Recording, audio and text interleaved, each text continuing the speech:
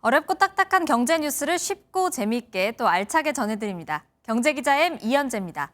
이번 주 키워드는 술값 제로입니다. 식당에서 소주값 6,000원을 바라보는 시대라는데 술값 제로라니 이상하죠. 술을 직접 가져갈 수 있는 식당, 이른바 콜키지 프리. 그러니까 술을 가져와도 따로 돈을 받지 않는 식당이 인기입니다.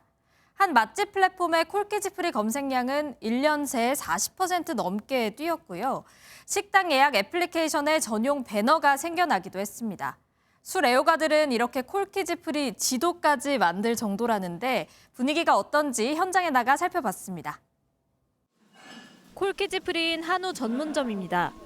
매장에서 술을 주문하기보다 직접 와인을 가지고 와 마시는 손님들이 눈에 띕니다. 소주랑 맥주 가격이 이번에 좀 많이 올라가지고 훨씬 경제적이기도 하고 제가 원하는 술을 가져가서 원하는 음식과 같이 먹을 수 있다는 게 주류 가격 부담을 덜 수 있고 자기가 좋아하는 술을 마실 수 있다는 장점으로 요즘 콜키지 프리를 이용하는 고객이 늘었습니다. 예전보다는 많이 늘고 있습니다. 방문 고객의 70% 이상. 와인만 콜키지 프리 대상이 아닙니다. 삼겹살, 양꼬치, 순댓국 등 이른바 서민 음식점도 콜키지 프리 서비스를 시작하고 있습니다.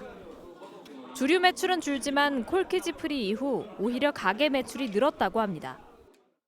좀 많이 늘었습니다. 한 90% 매출에는 도움이 됐습니다. 콜키지 프리가 홍보 면에서도 그렇고 한번 오실 것 친구랑 한 번 더 오게 되고 이러다 보니까 증가하지 않았을까 싶습니다. 술을 팔아 얻는 이익 대신 더 많은 손님을 유치하는 마케팅 전략이라는 분석입니다. 마진을 내가 약간 포기를 하더라도 소비자들이 더 많이 오게 하기 위해선 콜키지 프리를 할 수밖에 없다는 얘기죠. 그러니까 소비자의 니즈와 식당의 어떤 마케팅적 측면이 같이 잘 결합이 된 거고.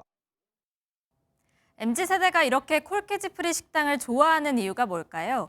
가장 큰 이유는 역시 비싼 술값입니다. 지난해 주류 가격 상승률은 5.7%로 외환위기 이후 24년 만에 가장 높았습니다. 특히 식당의 술값 부담이 가파르게 올랐는데요. 마트에서 맥주 가격 상승률은 6%인데 식당 판매가는 10.5% 올랐습니다. 2배 가까운 상승률이죠.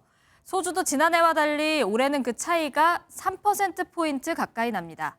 술값뿐 아니라 외식 물가도 계속 고공행진하니 조금이라도 아낄 수 있는 콜키지 프리 식당을 찾는 거죠. 소비자 선택권이 늘어나 반갑지만 고물가 시대의 짠물 소비로 어쩔 수 없는 선택이라는 점은 씁쓸하기도 합니다. 지금까지 경제기자 M이었습니다. 안녕하세요. 김주하입니다. 공정하고 신속한 MBN 뉴스, 유튜브를 통해서도 만나보실 수 있습니다.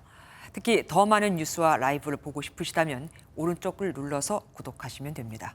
어렵지 않죠? 빠르고 정확한 뉴스로 계속 찾아뵙겠습니다. MBN 뉴스를 시청해주신 여러분 고맙습니다.